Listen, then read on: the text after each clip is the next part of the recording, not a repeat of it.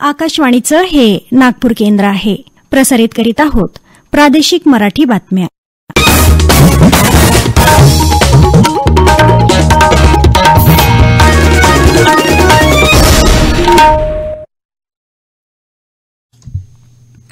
आकाशवाणी नागपूर. आभाराणी पटवर्धन आपल्याला प्रादेशिक बातम्या देत आहे. काही ठळक बातम्या.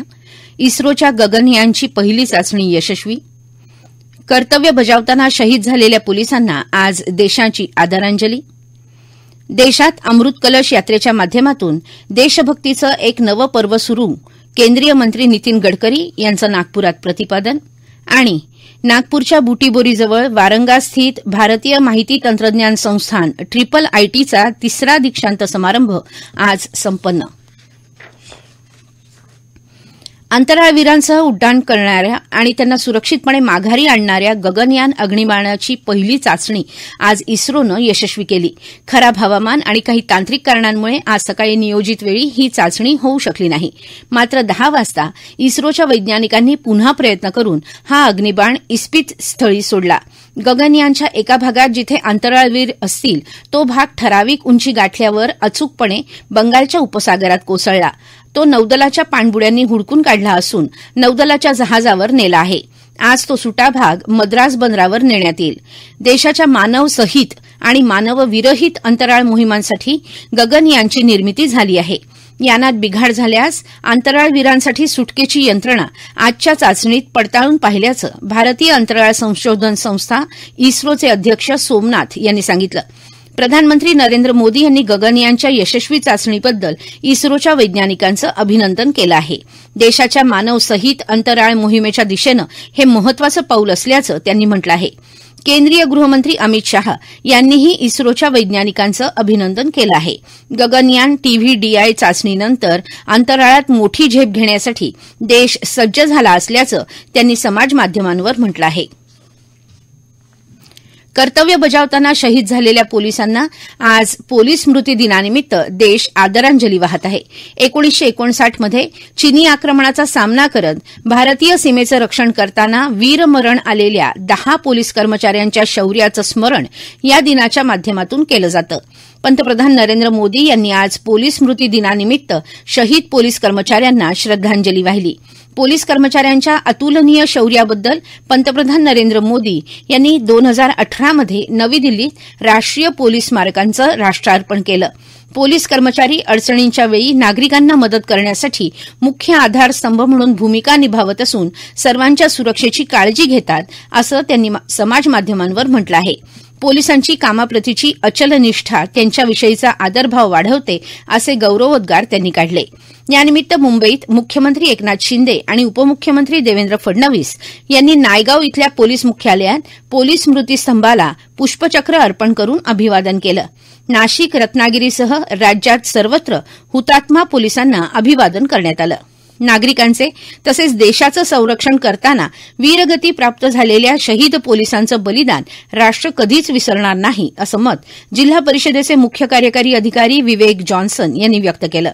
पोलीस स्मृती दिनानिमित्त चंद्रपूर जिल्हा पोलीस मुख्यालयात आयोजित कार्यक्रमात शहीद पोलिसांना श्रद्धांजली अर्पण करताना ते बोलत होते. कंत्राटी भरतीचा शासन निर्णय रद्द करण्याच्या राज्य सरकारच्या घोषणेचं विधान परिषदेतील विरोधी पक्षनेते अंबादास दानवे यांनी स्वागत केलं आहे. या निर्णयाच्या पार्श्वभूमीवर आज छत्रपती संभाजीनगर इथल्या क्रांती चौक परिसरात महाविकास आघाडीच्या वतीनं आनंदोत्सव साजरा करण्यात आला. आपल्या प्रखर विरोधामुळेच शासनानं हा निर्णय घेतला असून तो राज्यातल्या विद्यार्थ्यांसाठी हिताचा असल्याचं दानवे यावेळी म्हणाले. महाराष्ट्रात शिवसेनेच्या दोन्ही गटांनी परस्परांच्या आमदारांना अपात्र ठरवण्यासाठी केलेल्या याचिकांची सुनावणी एकाच वेळी करण्याचा निर्णय विधानसभा अध्यक्ष राहुल नार्वेकर यांनी घेतला आहे. उद्धव ठाकरे गटाचे आमदार सुनील प्रभू यांनी काल सुनावणीला उपस्थित राहिल्यानंतर ही माहिती दिली. शिंदे आणि ठाकरे दोन्ही गटांनी परस्परांच्या याचिकांसाठीचे जबाब येत्या बुधवारपर्यंत म्हणजे 25 ऑक्टोबरपर्यंत दाखल करावे असं नार्वेकर यांनी सांगितलं आहे. 26 ऑक्टोबरला पुढची सुनावणी होईल. वंचित बहुजन आघाडीचे प्रमुख प्रकाश आंबेडकर यांनी आज राष्ट्रवादी काँग्रेसचे अध्यक्ष शरद पवार यांची मुंबईत भेट घेतली. मात्र या भेटीत इंडिया आघाडीत सहभागी होण्याविषयी चर्चा झाली नसल्याचं आंबेडकर यांनी वार्ताहरांशी बोलताना सांगितलं. जातनिहाय जनगणना आणि आरक्षणाचा संबंध लावू नये असं मत त्यांनी यावेळी बोलताना व्यक्त केलं. डॉ. बाबासाहेब आंबेडकर यांनी लिहिलेल्या the problem of Indian rupee या ग्रंथाला 100 वर्ष पूर्ण झाल्यानिमित्तानं मुंबईत यशवंतराव चव्हाण सेंटरमध्ये एका कार्यक्रमाचं आयोजन करण्यात आलं आहे. त्यातल्या एका सत्राला प्रकाश आंबेडकर यांनी संबोधित केलं. आदिवासी नागरिकांच्या भावनांचा आदर करण्यासाठी एनडीए सरकारनं गोंडी आणि हलबी या आदिवासी बोलींमध्ये आकाशवाणी वृत्तपत्र सुरू केली आहेत, असं केंद्रीय माहिती प्रसारण मंत्री अनुराग सिंह ठाकूर यांनी म्हटलं आहे. छत्तीसगडमधील आदिवासी बस्तर भागातील बिजापूर इथं काल एका निवडणूक सभेला संबोधित करताना ते बोलत होते. देशातील आदिवासी आणि दुर्गम भागातही एफएम ट्रान्समीटर बसवले जात असल्याची माहिती त्यांनी यावेळी दिली. या प्रादेशिक बातम्या आपण आकाशवाणीच्या नागपूर केंद्रावरून ऐकत आहात. आमच्या केंद्रावरील सर्व बातम्या ऐकण्यासाठी आणि ताज्या घडामोडी जाणून घेण्यासाठी Marathi news Nagpur all India radio या आमच्या युट्यूब चॅनलला नक्की सबस्क्राईब करा. भारत पाकिस्तान वाघा बॉर्डरवर सीमेवर राष्ट्रीय महामार्ग प्राधिकरणाद्वारे आशियातील सर्वात मोठा असा 418 फूट उंच भारतीय तिरंगा आपण फडकवला याचा आपल्याला अभिमान आहे. देशात अमृत कलश यात्रेच्या माध्यमातून देशभक्तीचं एक नवं पर्व चालू झालं असून पंचप्रण शपथेच्या माध्यमातून एक उत्साह संचारला आहे असं प्रतिपादन केंद्रीय मंत्री नितीन गडकरी यांनी आज नागपूरच्या कोराडी इथं केलं. स्वातंत्र्याच्या अमृत महोत्सवाअंतर्गत कोराडी इथं मेरी माटी मेरा देश कार्यक्रमाअंतर्गत अमृत कलश यात्रेचं आयोजन आज सकाळी करण्यात आलं होतं. त्यावेळी ते बोलत होते. याप्रसंगी भारतीय जनता पार्टीचे प्रदेशाध्यक्ष चंद्रशेखर बावनकुळे, स्थानिक आमदार, नागपूरचे जिल्हाधिकारी आणि मुख्य कार्यकारी अधिकारी उपस्थित होते. यावेळी सेवानंद विद्यालय ते कोराडी मंदिरापर्यंत अमृत कलश यात्रा निघाली. केंद्रीय मंत्री नितीन गडकरी यांच्या हस्ते या यात्रेला मार्गस्थ करण्यात आलं. शारदीय नवरात्रोत्सवाचं औचित्य साधून अमृत कलश यात्रेचं आयोजन करण्यात आलं होतं. 1 ते 13 ऑक्टोबर दरम्यान ग्रामपंचायतींकडून आलेले अमृत कलश पंचायत समिती कार्यालयात जमा करण्यात आले. तेथून तालुका कार्यालयात पाठवण्यात आले आहेत. 22 ते 27 ऑक्टोबर दरम्यान राज्यातील सर्व तालुक्यातील कलश मुंबई इथं गोळा करण्यात येणार आहेत. यानंतर 28 ते 30 ऑक्टोबर दरम्यान दिल्ली इथं मुख्य कार्यक्रमासाठी हे अमृत कलश घेऊन युवक रवाना होतील. 1 नोव्हेंबर रोजी पंतप्रधान नरेंद्र मोदी यांच्या उपस्थितीत देशभरातील अमृत कलश महान हुतात्म्यांच्या स्मरणार्थ दिल्ली इथे मुख्य कार्यक्रमात अमृत वाटिकेमध्ये वापरण्यात येणार आहेत. अभियंते आधुनिक जगाचे शिल्पकार असतात. पायाभूत सुविधा, तंत्रज्ञान आणि समाजाला आधार देणाऱ्या प्रणालींना आकार देण्यासाठी ते जबाबदार असतात. ते समस्या सोडवणारे, नवनिर्मिती करणारे आणि निर्माते असतात.